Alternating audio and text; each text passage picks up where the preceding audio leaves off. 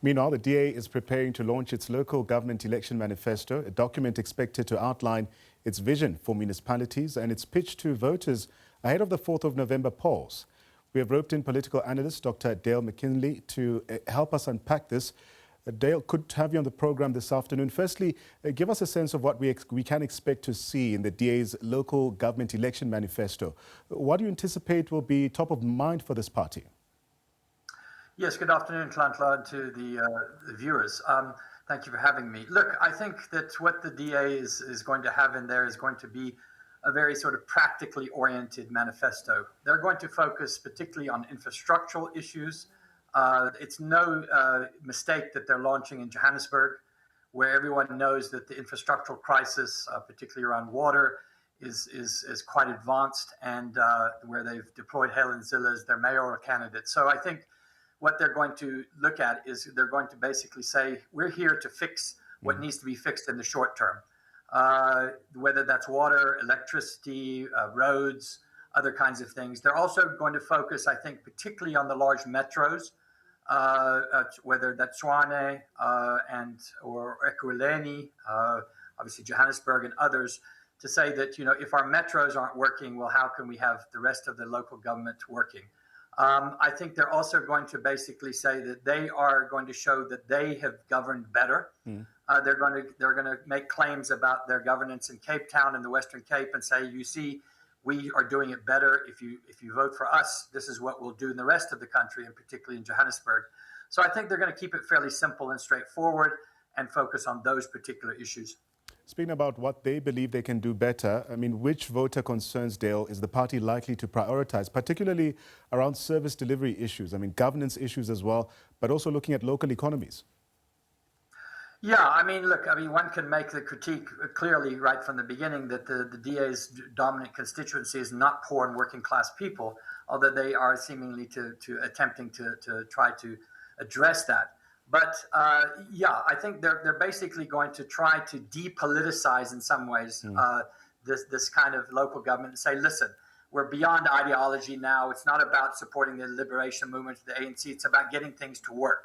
And I think that's what they're going to, and they're going to appeal across class, across race. I think the DA's biggest challenge is to appeal to the majority of poor and working class Black South Africans who still see them as a fairly privileged minority party, which represents a particular more privileged set of those that are in the middle and upper middle classes. And so I think while their message might resonate with a number of people on a practical level, the political side of it is a bit more difficult for them. But how does their message fare? I mean, how does this manifesto position the DA against main political rivals heading into these elections? We've heard from parties, including the EFF, which recently delivered their manifesto.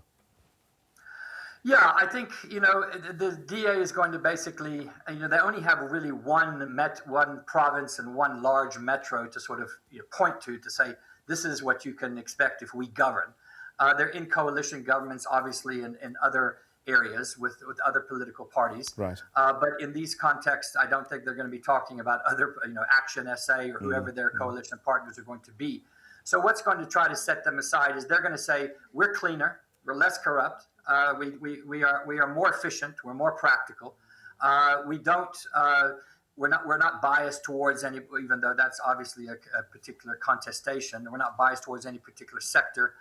We want to appeal across, and we are not caught up in factional politics. Look at what the governing coalitions in these cities that have other political parties are doing. We're different, yeah. They're different, according to the party. But what message is the DA then hoping to send to undecided voters? I mean, there are people who are probably eligible to vote, but are still unsure about which candidate or which party to pick this time.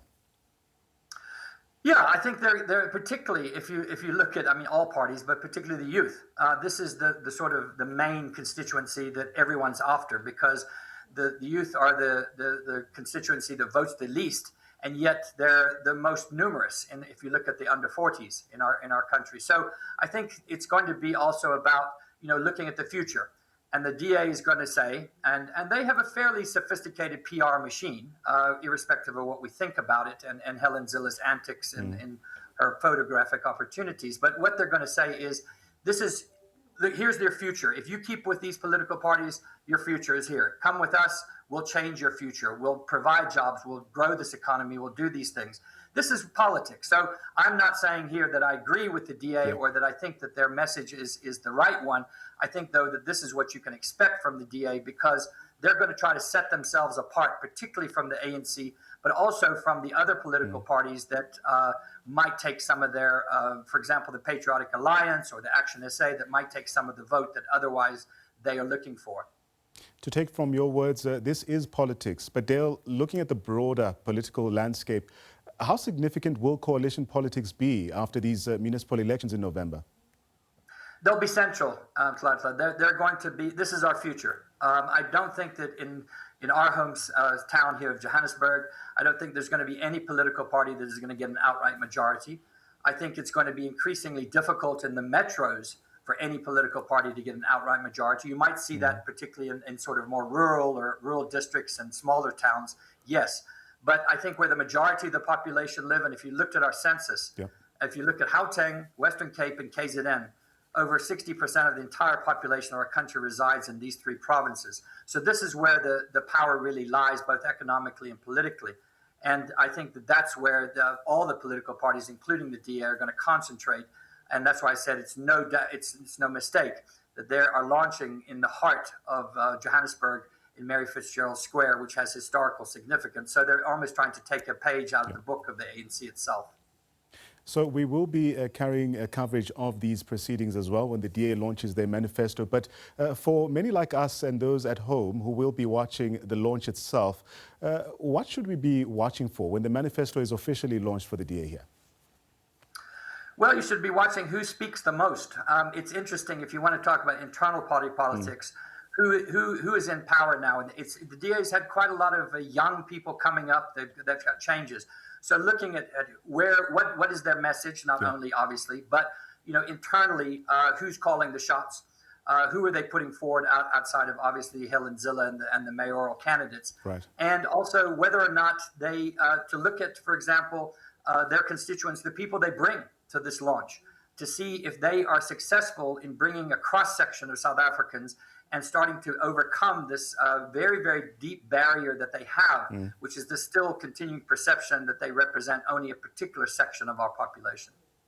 Dale, let me thank you for your time. That was political analyst Dr. Dale McKinley previewing the DA's local government election manifesto launch ahead of the launch. And with election day set for the 4th of November, South Africa's political parties are expected to intensify their campaigns as they compete for control of municipalities across the country. Of course, getting analysis there from Dale McKinley.